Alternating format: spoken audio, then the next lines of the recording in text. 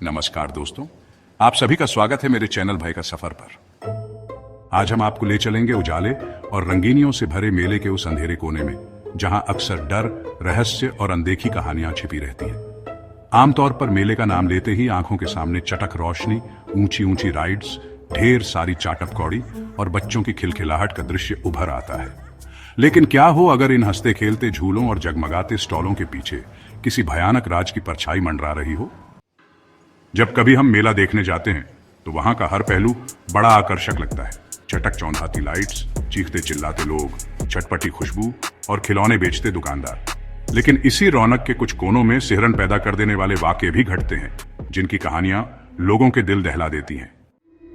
आज मैं आपके सामने 4 ऐसी सच्ची कथाएं प्रस्तुत करूंगा जिनका ताल्लुक है मेले के अजब गजब घटनाओं से, जिन्होंने कई लोगों की जिंदगी में हाहाकार मचा दिया। कुछ लोगों के लिए ये मेले सिर्फ मनोरंजन का स्थान नहीं रहे, बल्कि डर की निशानी बन गए। उन चकाचौंध भरी रोशनी के नीचे कहीं ऐसी रातें भी गुजरी जब किसी राइड का अचानक खराब हो जाना महज एक हादसा नहीं प्रतीत हुआ, बल्कि किसी दुष्ट साए की करतूत लगने लगी। कहीं किसी डरावनी भूल भुलैया जैसी जगह में लोगों को ऐसी अनुभूति हुई मानो वे किसी असली शिकारी से भाग रहे हों। कहीं जोकरों की छोटी सी कार ने भयानक रहस्य समेट रखा हो, तो कहीं चुपचाप घूमने वाले घोड़ों के चक्कर ने किसी को हमेशा के लिए गुमनामी में धकेल दिया हो। इस सफर में हम 4 कहानियां सुनेंगे, लेकिन इस बार थोड़ा अलग क्रम में। सबसे पहले बात होगी एक धांसू राइड की, जो ऊपर से बेहद मजेदार दिखती थी, लेकिन कुछ क्षणों में ही उसकी असलियत सामने आ गई।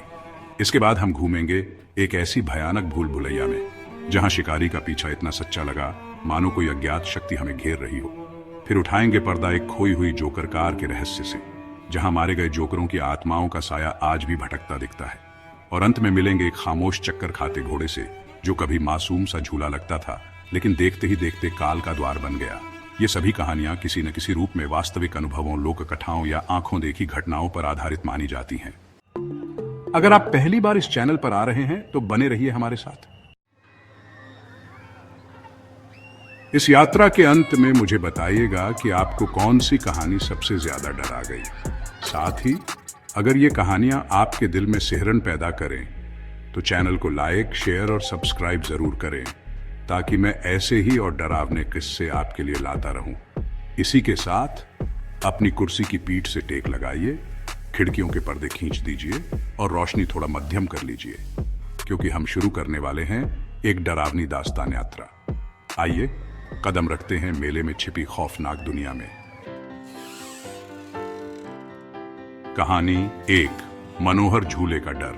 यह किस्सा उत्तर प्रदेश में लगी एक विशाल प्रदर्शनी का है, जहां हर साल गर्मियों के अंत में 10 दिनों का मेला लगता था। आसपास के शहरों और गांवों के लोग दूर दूर से वहां आते। गोलगप्पों की गंध, मिर्ची भजिए की खुशबू, बच्चों के खिलखिलाते चेहरे और ऊंचे ऊंचे झूले इस मेले की रौनक को यकीनन न भूलने लायक बना देते थे।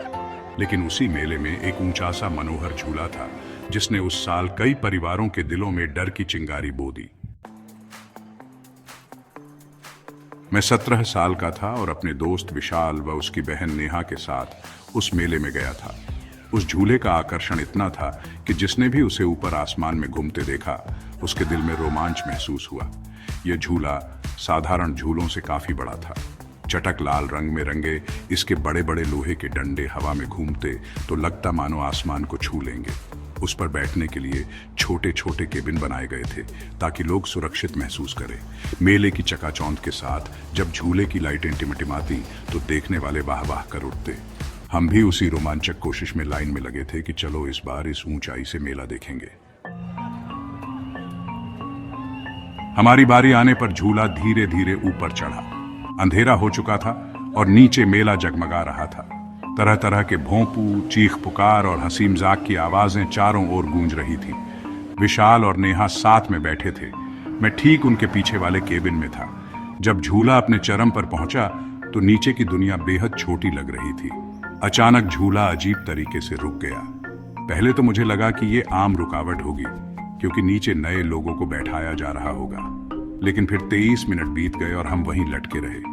मेरी धड़कनें थोड़ी तेज होने लगी। झूले पर बैठे बाकी लोग भी चिल्ला रहे थे कि क्यों रोक रखा है। मेले के आयोजकों की ओर से एक हल्की सी घोषणा सुनाई दी कि झूले में कुछ तकनीकी खराबी आ गई है जिसे तुरंत ठीक किया जा रहा है। हम लोगों ने थोड़ा धैर्य रखा, लेकिन समय बढ़ने लगा। नीचे सायरन जैसी आवाजें आ रही थी। कुछ देर बाद वहां की बत्तियां एक एक करके बुझने लगी। आसपास फैली अंधेरी छाया के बीच ऊंचाई पर लटके रहना दिल को दहलाने लगा। तभी झूले में जोर का झटका लगा। हमारा केबिन बुरी तरह डोलने लगा और मैंने झट से सीट का डंडा कसकर थाम लिया। नीचे से लोगों की चिंगाड़ और शोरगुल सुनाई दिया। झूले के लोहे से कर्कश आवाज निकलने लगी, मानो कहीं कोई बड़ा पुर्जा टूट रहा हो। एकाएक तेज चिंगारी सी दिखी और मुझे लगा नीचे कोई बड़ा केबल टूट गया होगा। भीड़ ने जोर से चीखना शुरू कर दिया। उस समय मुझे एहसास हुआ कि यहां बस दिल थाम कर प्रार्थना करने के सिवाय कुछ नहीं किया जा सकता। मैं विशाल और नेहा को आवाज दे रहा था, पर इतना कोलाहल था कि आवाज उन तक पहुंची या नहीं कह नहीं सकता। कुछ मिनट तक झूला धीरे धीरे कांपता रहा, मानो अभी गिर पड़ेगा। फिर एक और जोरदार झटका लगा और मैंने देखा कि झूले के कुछ केबिन नीचे जमीन पर तेजी से गिर पड़े। वहां हाहाकार मच गया। मेरी हालत ऐसी थी कि होश उड़ चुके थे। किसी तरह फायर ब्रिगेड की गाड़ियों की लाल नीली बत्तियां दिखने लगी। रेस्क्यू टीम आई और उन्होंने सीढ़ियां लगाकर ऊपर फंसे लोगों को निकालना शुरू किया। कुछ केबिन ऐसे कोण पर लटके थे कि जरा सी चूक से नीचे गिर सकते थे। जब वे मेरे पास पहुंचे, मेरी टांगें कांप रही थीं। उन्होंने कहा कि सांत्वना रखो, धीरे से सीढ़ी पर उतरो। मैंने पूरी जान लगाकर अपने शरीर को संभाला और उतरने लगा। नीचे उतरा तो देखा लंबी भीड़, पुलिस और एम्बुलेंस सब जुटे थे। विशाल और नेहा मुझे दूर खड़े किसी को ढूंढते नजर आए। भागकर हमने एक दूसरे को गले लगाया। हम सबकी आंखों में आंसू थे, लेकिन शुक्र था कि हम जीवित बच गए। अगले दिन की खबरों से पता चला कि झूले का मुख्य केबल बहुत दिनों से जंग खा रहा था। प्रबंधन की लापरवाही के कारण कभी उसकी जांच ठीक से नहीं हुई और उस रात वो केबल अचानक टूट गया। कुछ लोगों ने जान भी गंवाई, कई गंभीर रूप से घायल हुए।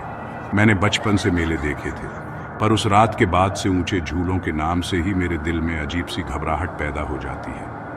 अक्सर सोचता हूं कि इस खूबसूरत चमकीले मेले के बीच में इतनी भयानक चीज कैसे घट सकती है।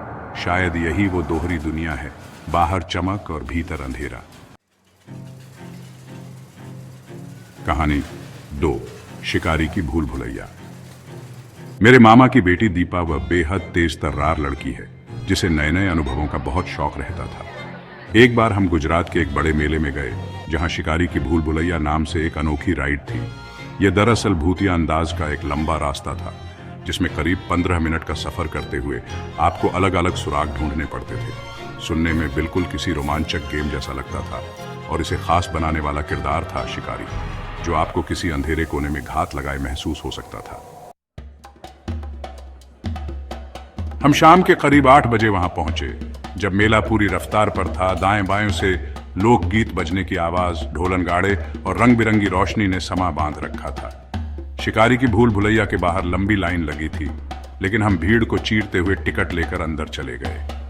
दरवाजे पर खड़े एक कर्मचारी ने हमें संक्षेप में बताया कि हमें भीतर कुछ पहेलियां हल करनी होंगी और एक चाबी ढूंढनी पड़ेगी, तभी भूल भुलैया से बाहर निकल पाएंगे। कोई डरा दे तो घबराइए मत, बस मजे लीजिए। ये कहते हुए उसने मुस्कुराकर रास्ता दिखाया। अंदर जाते ही लगा मानो किसी डरावनी कहानी के जंगल में कदम रख दिया हो। चारों ओर धुंधलका था, जालियों सी छत पर कांटों झाड़ियों के कटआउट लगे थे। स्पीकर से कभी चिड़ियों की चीख सुनाई देती, कभी हवा की सरसराहट।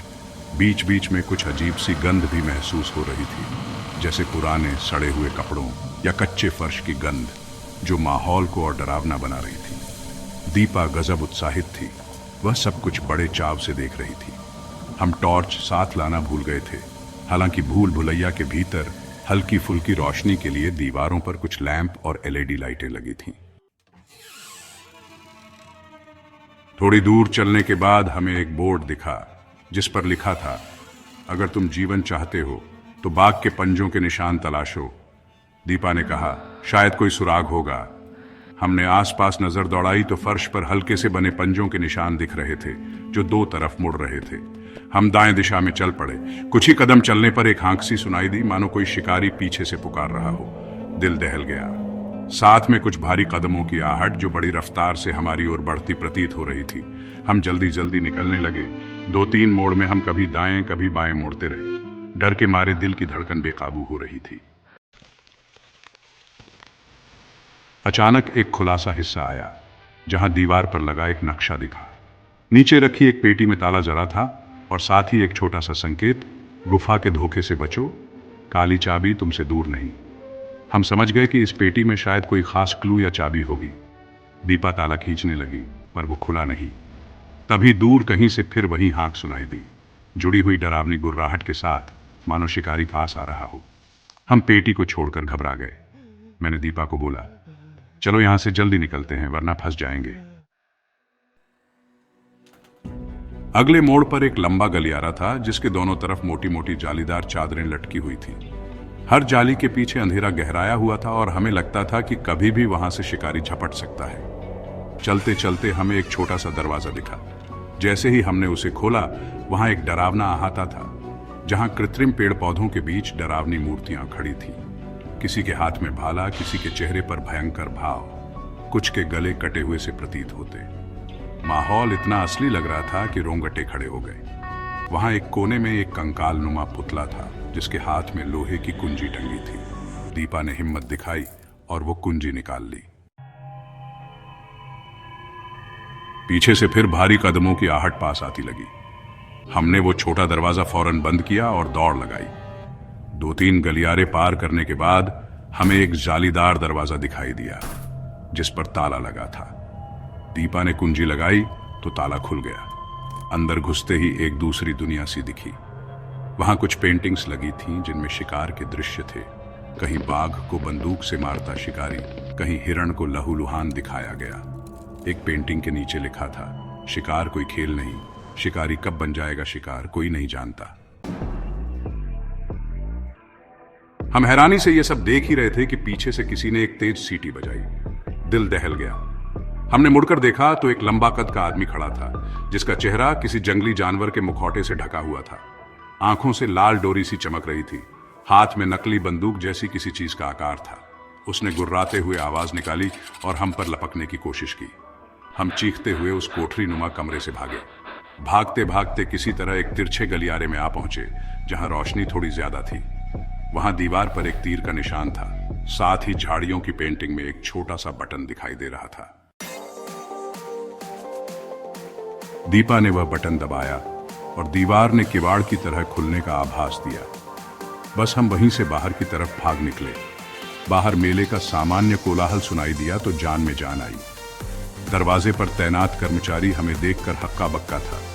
वह बोला, आप लोग इतनी जल्दी कैसे निकल आए? The maze, a place where shadows dance and whispers linger.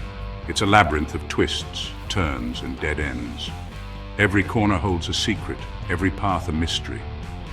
As you step inside, the walls seem to close in and the air grows thick with anticipation. There's no turning back now, you're in the maze. अंदर लोग तो मजे से घूमते हैं और डरावना अनुभव लेते हैं। हमने उसे बताया कि वहां तो शिकारी सचमुच हमें घेरने की कोशिश कर रहा था। वह कर्मचारी आश्वस्त करता रहा कि सब नकली कलाकार हैं, मगर हमें तो डर इतना वास्तविक लगा कि जैसे जान बचाकर आए हों। बाद में जब हमने और लोगों से बात की तो अधिकांश ने कहा कि वह भूल भुलैया डरावनी जरूर है, पर इतना भी नहीं। किसी ने शिकारी को इतनी पास से आते या बंदूक ताने नहीं दिखा। हमारी बात सुनकर वे चकित हो उठे। आज भी मुझे याद आते ही रोंगटे खड़े हो जाते हैं। कभी कभी सोचता हूं, क्या वहां वास्तव में कोई दूसरा शख्स था जिसने उस रात हदें पार कर दी, या फिर वह कुछ अलौकिक एलिमेंट था जो बस हमें ही नजर आया। जिस तरह भूल भुलैया के माहौल में सड़ांध थी, डरावनी मूर्तियां जीवंत लग रही थी और शिकारी का हाव भाव वास्तविक प्रतीत हो रहा था। वह कोई सामान्य मेले का मजाक तो लगा नहीं। इस घटना के बाद मुझे एहसास हुआ कि किसी भी मेला प्रदर्शनी में घुसते ही सब कुछ मनोरंजक होगा, यह सोचना एक धोखा भी हो सकता है। वहां कभी कभी डर का दूसरा दरवाजा भी खुल सकता है, जहां शिकार आप खुद बन जाते हैं। The Little Joker's car, a seemingly innocent ride with a sinister twist. As you buckle up, the laughter of the Joker echoes around you. But it's not just any laughter, it's a chilling, spine-tingling sound that makes you question your own sanity. The car jolts forward and suddenly you're not just on a ride, you're on a journey through your deepest fears. Each turn brings a new horror, each jolt a new terror. And as the ride comes to an end, you realize that the little Joker's car is not just a ride, but a test of your courage and your will to survive. कहानी 3। छोटे joker की गाड़ी। ये वाकया मध्य प्रदेश के एक कस्बे का है, जहां बरसात के मौसम में एक बार स्थानीय उत्सव के तहत मेला लगाया जाता था। इस मेले के आखिरी दिनों में एक दिल दहला देने वाली घटना घटी, जिसके बारे में तब से तरह तरह की अफवाहें फैली। कहानी कुछ यूं है कि मेले में काम करने वाले जोकरों की एक छोटी सी कार हुआ करती थी, बिल्कुल वैसी जैसी आपने विदेशी सर्कस में देखी होगी, जहां से जोकर एक के बाद एक निकलते जाते हैं। कहते हैं कि उसी कार में एक बार रात के समय आग लग गई और लाल नीली वेशभूषा पहने उस दल के कई जोकर ये दुनिया छोड़ गए। स्थानीय लोगों ने बताया कि उस हादसे के बाद उस कार को एक कोने में फेंक दिया गया और फिर मेला असमय बंद करके सब लोग चले गए। मेले में दहशत फैल गई थी। कोई कहता हादसा था, कोई कहता किसी की साजिश थी। कुछ वक्त बाद उस जली हुई कार के आसपास अजीबोगरीब घटनाएं होने लगी। लोग कहते कि उन्हें कभी विषाद से भरी जोकर की हंसी सुनाई देती, कभी किसी को रात में कार के अंदर से रोशनी दिखाई देती। यही अफवाहें हमारे कानों तक पहुंची तो हम कुछ दोस्त, मैं, राघव और शबाना वहां जाने का फैसला कर बैठे। हमें लगा शायद कोई मिथक होगा, मगर जिज्ञासा थी कि आखिर मामला क्या है। हम देर शाम को उस उजाड़ मैदान पहुंचे जहां कभी मेला लगता था। बरसात की वजह से जमीन पर कीचड़ था और जगह जगह पानी भरा हुआ था। हम टॉर्च लेकर आगे बढ़ रहे थे कि हमें एक जली कटी सी लोहे की ढांचानुमा चीज दिखी। पास गए तो जाना कि यह वही जोकरों की कार रही होगी। देखने में यह अब बस स्क्रैप जैसा लग रहा था। जगह जगह खोल टूटे हुए, सीटें जली हुई, पहियों का नामो निशान मुश्किल से दिख रहा था। माहौल में अजीब सन्नाटा था। न कोई परिंदा चहक रहा था, न और कोई इंसान आसपास दिख रहा था। The haunting.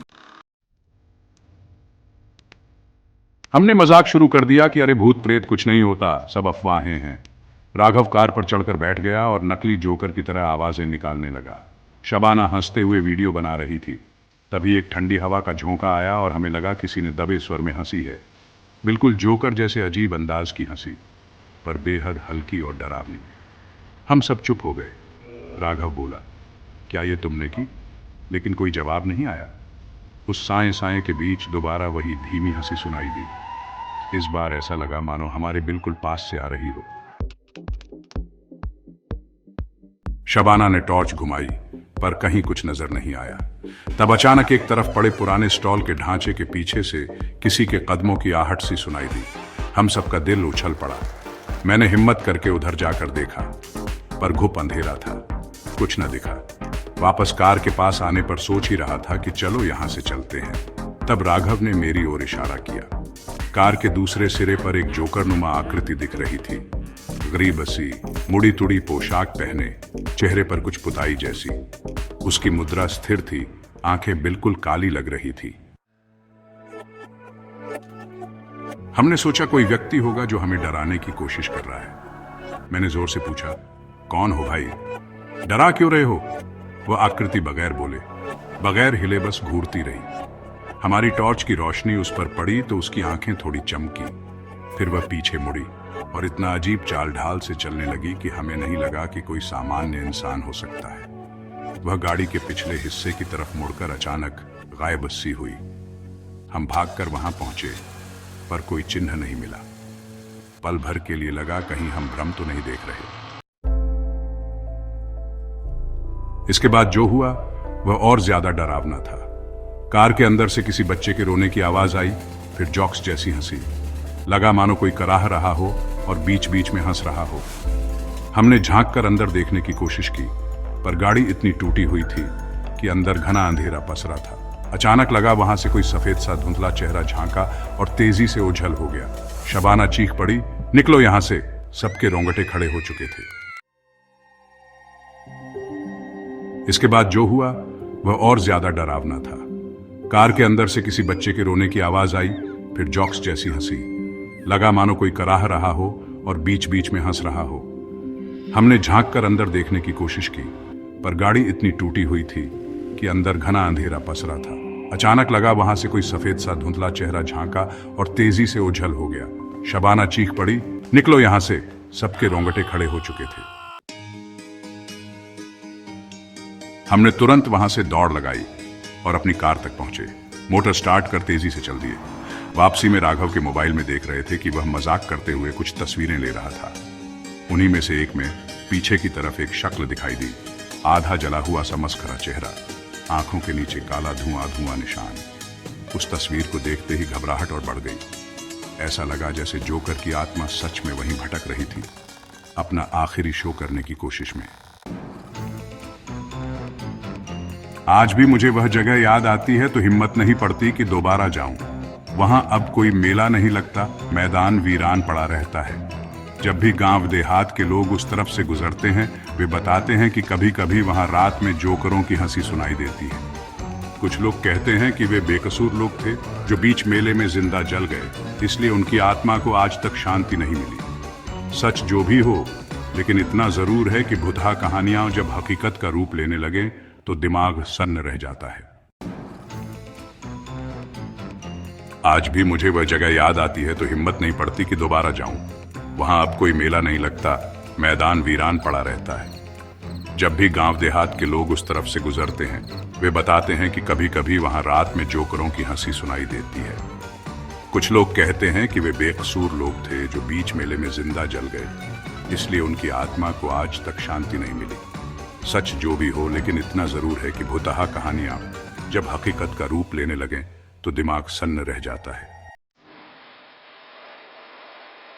कहानी 4 खामोश घोड़ा चक्कर।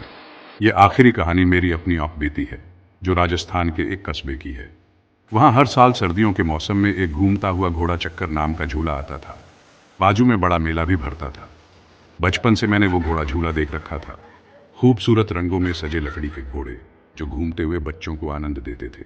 साथ में एक धीमी सी मधुर धुन बजती रहती थी, जिससे माहौल मोहक हो उठता था। लेकिन एक बार ऐसा हुआ कि वह झूला कुछ अलग सा लगने लगा, मानो उसकी आवाज बदल गई हो या उसके मालिक का अंदाज कुछ रहस्यमय हो गया हो। मैं, मेरे भाई अमर और मेरी सहेली रिया, हम सब बड़े उत्साह से मेले पहुंचे थे। उस घोड़ा चक्कर को दूर से देखा तो लगा कि इस बार उसके घोड़े कहीं ज्यादा असली जैसे दिख रहे हों। उनमें उकेरी गई नसें, आंखों की पुतलियां और उनके दांत तक बड़े सजीव नजर आ रहे थे। एक बात और नोटिस की, झूले का संगीत, जिसे कैलियोप ट्यून कहते हैं, वह सुनाई ही नहीं दे रहा था। बस बहुत हल्की लेकिन अजीब तरह की धड़कन सी गूंज थी, जैसे कोई दिल धड़क रहा हो। अमर ने कहा, चलो शी करके देखते हैं। रिया और मैं थोड़ा हिचकिचाए, पर फिर रोमांच के लिए मान गए। मैं, मेरे भाई अमर और मेरी सहेली रिया, हम सब बड़े उत्साह से मेले पहुंचे थे। उस घोड़ा चक्कर को दूर से देखा तो लगा कि इस बार उसके घोड़े कहीं ज्यादा असली जैसे दिख रहे हों। उनमें उकेरी गई नसें, आंखों की पुतलियां और उनके दांत तक बड़े सजीव नजर आ रहे थे। एक बात और नोटिस की, झूले का संगीत, जिसे कैलियोप ट्यून कहते हैं, वह सुनाई ही नहीं दे रहा था।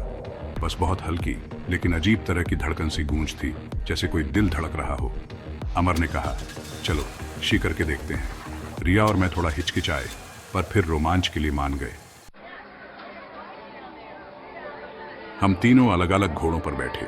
मैंने एक काले रंग का घोड़ा चुना, अमर ने एक सुनहरे रंग का और रिया ने सफेद रंग का। ज्यादातर घोड़े चहकते हुए बने होते थे, पर ये घोड़े गुस्से या पीड़ा से भरे लग रहे थे। उनकी खुली आंखों में कहीं डर सा दिखाई दे रहा था। अजीब था कि हम फिर भी उन पर बैठ गए। झूले ने धीमी रफ्तार से घूमना शुरू किया। लाइटें टिमटिमा रही थी, लेकिन कोई लोकगीत या मीटर्स घूमने की आवाज नहीं थी, सिर्फ एक हल्की अनहोनी सी धुन। जैसे जैसे चक्कर तेज होते गए, मेरे चारों ओर का दृश्य धुंधला होने लगा। घोड़े का सिर मेरे घुटनों के पास हिलता महसूस हुआ, जैसे सांस ले रहा हो। मैं घबरा गई, पर बोले किससे? मेरी आवाज मानो कहीं अटक गई थी। अमर और रिया को देखना चाहा, पर वे भी अपनी सीट पर कुछ बेबस से दिख रहे थे। अचानक झूला एक झटके से तेज होने लगा। उसी पल मैंने उस काले घोड़े की तराशी हुई आंख में चमक देखी। जैसे वह जिंदा हो, उसमें से दर्द या क्रोध फूट रहा हो। कुछ क्षण बाद झूला धीमा पड़ गया। मैं हाँफते हुए नीचे उतरी तो देखा रिया तो कांप रही थी। उसके होंठ सफेद पड़े थे। अमर के चेहरे पर भय की छाया थी। हमने आसपास नजर दौड़ाई। जो झूला चलाने वाला आदमी था वह लंबा सा कोट पहने खड़ा था, मगर उसका चेहरा अस्पष्ट था। हमने उससे कुछ पूछना चाहा, लेकिन उसने कुछ न बोला, बस अजीब सी मुस्कान दी। उसी शाम से रिया अजीब बर्ताव करने लगी। उसे झूले के सपने आते और वह कहती कि उसे घोड़े की चीखें सुनाई देती हैं। अमर ने इशारा किया कि उस झूले के आसपास कुछ तो गड़बड़ है, पर कौन मानता। जैसे जैसे चक्कर तेज होते गए, मेरे चारों ओर का दृश्य धुंधला होने लगा। घोड़े का सिर मेरे घुटनों के पास हिलता महसूस हुआ, जैसे सांस ले रहा हो। मैं घबरा गई, पर बोले किससे? मेरी आवाज मानो कहीं अटक गई थी। अमर और रिया को देखना चाहा, पर वे भी अपनी सीट पर कुछ बेबस से दिख रहे थे। अचानक झूला एक झटके से तेज होने लगा। उसी पल मैंने उस काले घोड़े की तराशी हुई आंख में चमक देखी, जैसे वह जिंदा हो, उसमें से दर्द या क्रोध फूट रहा हो। कुछ क्षण बाद झूला धीमा पड़ गया। मैं हाँफते हुए नीचे उतरी तो देखा रिया तो कांप रही थी। उसके होंठ सफेद पड़े थे। अमर के चेहरे पर भय की छाया थी। हमने आसपास नजर दौड़ाई। जो झूला चलाने वाला आदमी था वह लंबा सा कोट पहने खड़ा था, मगर उसका चेहरा अस्पष्ट था। हमने उससे कुछ पूछना चाहा, लेकिन उसने कुछ न बोला, बस अजीब सी मुस्कान दी। उसी शाम से रिया अजीब बर्ताव करने लगी। उसे झूले के सपने आते और वह कहती कि उसे घोड़े की चीखें सुनाई देती हैं। अमर ने इशारा किया कि उस झूले के आसपास कुछ तो गड़बड़ है, पर कौन मानता। फिर दूसरे दिन रिया ने अकेले दोबारा उस झूले पर जाने की जिद की। हम मना करते रहे, मगर वह मान नहीं रही थी। शाम को हम मेले में पहुंचे तो देखा कि रिया झूले के पास पड़ी है और आसपास भीड़ जमा है। वह कहीं गायबसी लग रही थी। उसके कपड़े मैले थे और वह चुपचाप जमीन को घूर रही थी। लोगों ने बताया कि जब झूला पूरा घूम रहा था, लाइट्स एक बार बंद हुई और वापस आई तो रिया की घोड़े वाली सीट खाली मिली। फिर वह नीचे ऐसे मिली जैसे किसी ने उसे उतारा ही नहीं। वह खुद ही फिसल कर गिरी हो, पर कोई चोट नहीं आई थी, बस उसका मनोबल टूट सा गया था। वह कुछ बोल ही नहीं रही थी।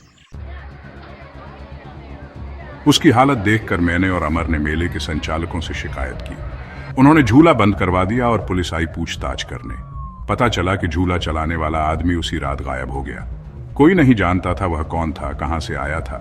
वह अस्थायी कर्मचारी था जिसका कोई रिकॉर्ड नहीं मिला। पुलिस को उस खामोश घूमने वाले घोड़े के झूले में भी कुछ अजीब लगा। उसकी बनावट, उसकी संरचना और वह अंदर का तंत्र वास्तव में खतरनाक था।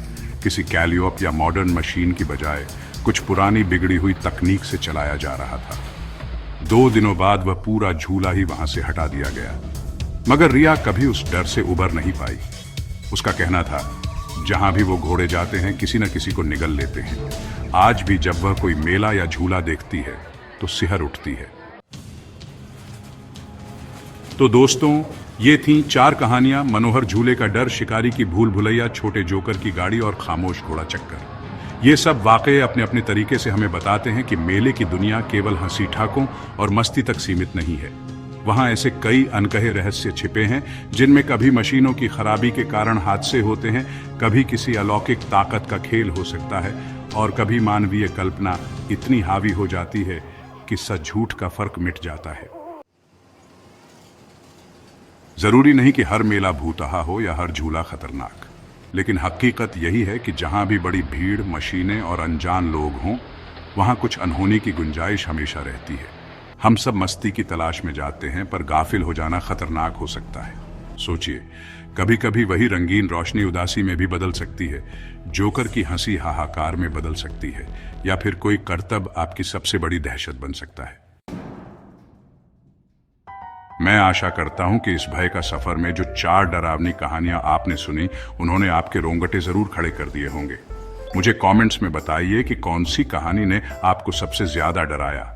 क्या वह मनोहर झूले वाली घटना जहां एक जंग खाई केबल ने जिंदगियां छीन ली, या शिकारी की भूल भुलैया वाली दास्तान जहां नकली प्रतीत होने वाला किरदार हकीकत सा जान पड़ा, या फिर छोटे जोकर की गाड़ी में भटकती आत्माओं का रहस्य जिसके आगे हमें अपनी आंखों पर ही शक होने लगा। या आखिर में खामोश घोड़ा चक्कर जो मासूम से झूले को भी डर का घर बना देता है।